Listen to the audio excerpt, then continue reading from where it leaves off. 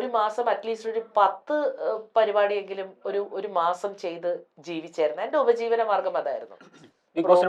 Big ബോസിന് മുൻപ് പ്രോഗ്രാമുകൾ ഇല്ലാതായി, സീരിയലുകൾ അഭിനയിക്കാനുള്ള അവസരങ്ങൾ ഇല്ലാണ്ടായി. ഞാനൊരു 2 വർഷത്തോളം ഞാൻ എൻ്റെ ജീവിതത്തിൽ സ്റ്റക്കായി പോയായിരുന്നു. സത്യസന്ധമായിട്ട് ഞാൻ പറയട്ടെ, പട്ടിണി കിടക്കുന്ന ഒരു അവസ്ഥയിലേക്ക് വരെ ഞാൻ പോയായിരുന്നു. ഇത് ഒരു പക്ഷെ ഞാൻ ആദ്യമായിട്ടായിരിക്കും ഞാൻ ഇങ്ങനെ റിവീൽ ചെയ്യുന്നുണ്ടാവുക. ഭയങ്കരമായിട്ട് മാനസികമായിട്ടുള്ള പ്രശ്നങ്ങളിലൂടെ ഞാൻ എല്ലാവരുടെ മുന്നിലും കൈ നീട്ടേണ്ട ഒരു അവസ്ഥയിലേക്ക് കൂടി എനിക്ക് പോകേണ്ടി വന്നിട്ടുണ്ടായിരുന്നു.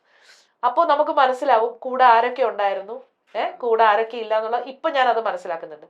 എന്നിട്ട് പോലും ജീവിതത്തിൽ പലപ്പോഴും പറ്റിച്ചു പോകുന്ന ആൾക്കാരാണ് ചുറ്റുമുള്ളത്. വേറെ കാര്യം, അത് പോട്ടെ, അത് നമ്മുടെ ബുദ്ധിയില്ലായ്മ.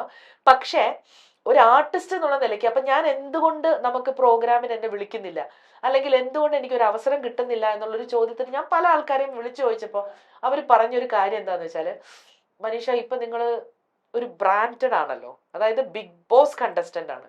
അപ്പൊ നിങ്ങൾ വിളിച്ചാൽ ചിലപ്പോ നിങ്ങൾക്കൊരു വലിയ തുക തരേണ്ടി വരും എന്നുള്ളൊരു. എന്നാ ഇവർക്ക് എൻ്റെ അടുത്ത് വിളിച്ചു ചോദിച്ചാൽ പോരെ, എടേ നിനക്ക് 5000 ഞാൻ പറയില്ലേ, അവരങ്ങ് തീരുമാനിക്കുവാണ് ഇവർക്ക് ഇത്ര രൂപ കൊടുത്താലേ, അതാണ് ഇത്ര കൊടുത്താലേ നമ്മളെ വിളിക്കുള്ളൂ എന്ന്.